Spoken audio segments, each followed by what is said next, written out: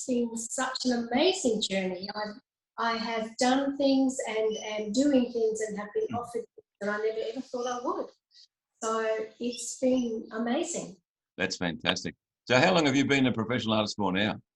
I consider it 1 year. Oh,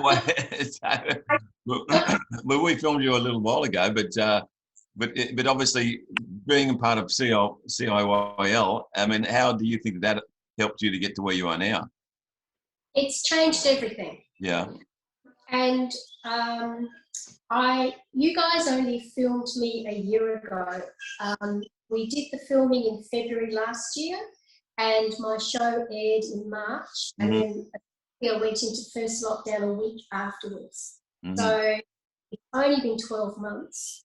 The biggest thing that has changed, having been in career life, is the way I see myself. And I say that I've been a professional artist for 1 year, because up until that point, I saw myself as a hobby artist. Yeah. Had good sales, people loved work, and people bought more than one painting at a time, but I never really saw myself as being professional. But, you know, to have someone of your caliber and your professionalism and your organisation be prepared to put your name with mine and to say to people all over the world, hey guys, have a look at this. What she does is, oh, I kind of like it. Gave me such confidence, and it made me think, well, yes, I'm at the next stage. That's fantastic. As a result of that, other people's attitudes towards me changed as well. Yeah. So people now regard me as a professional artist, as I do myself. Yeah. And I have galleries now contacting me. I have venues now contacting me. I have people ring me up for commissions, you know, teaching and workshops, all expanding. New opportunities are coming. I just had over the weekend 2 new ventures that I can't speak about because it's all in the wings. And so, yeah, it's been, for 12 months, it's just been extraordinary. You know, I think that the time that you were filmed, the 12 months was probably the worst 12 months the planet has had since 1918, I think so.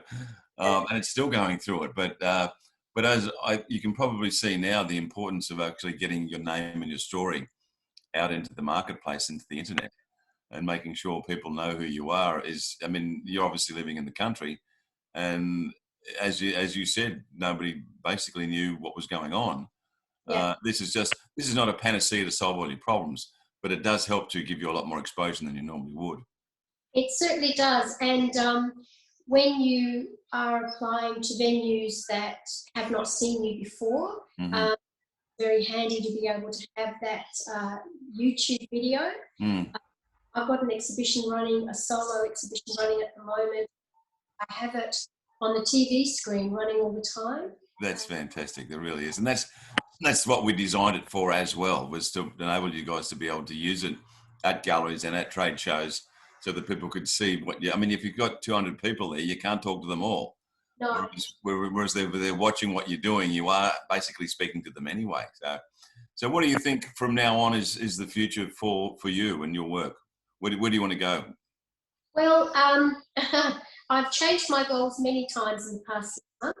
I've been doing a lot in the last couple of months. I've been doing a lot with workshops and teaching, and I want to spend this year consolidating that and building that.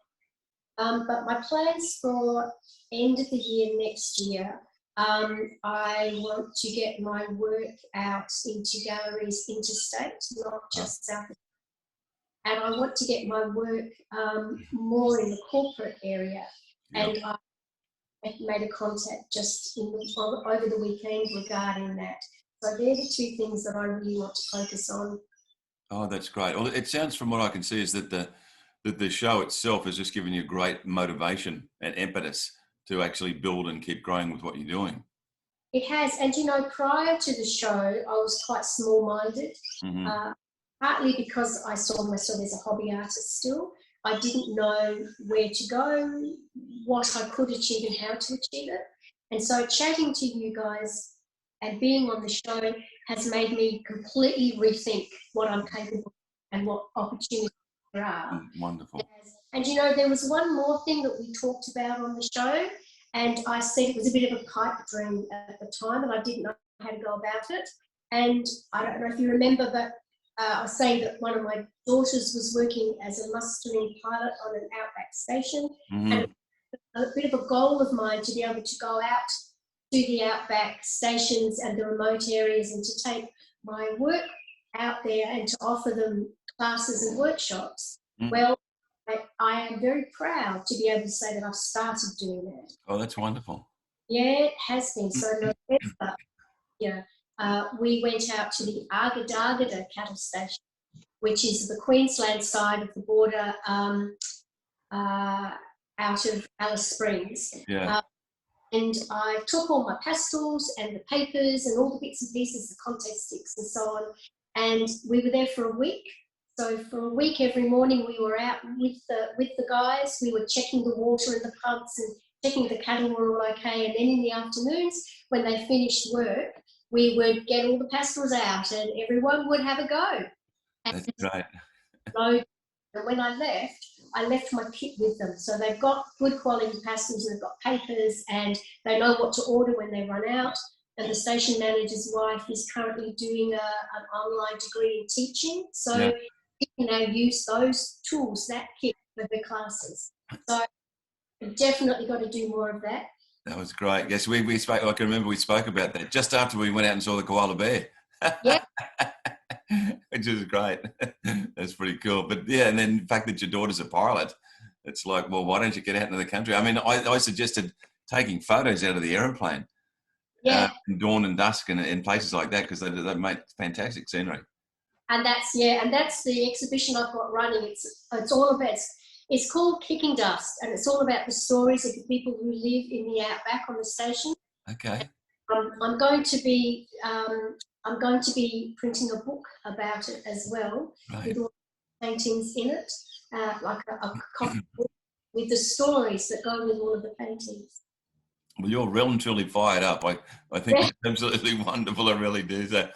And I really appreciate you being on the show and appreciate your time today as well. It's just, everybody sort of says it's too good to be true. But like to sort of say, well, sometimes wishes do come true. So, and we're just here to try and facilitate the best result that we can possibly get for you guys as well. So thanks heaps for your time. Wow, I appreciate it so much, to you and Natasha and Sophia and the guys behind the scenes. Wow, thank you. Thank you, Janet. That's so wonderful. Thank you.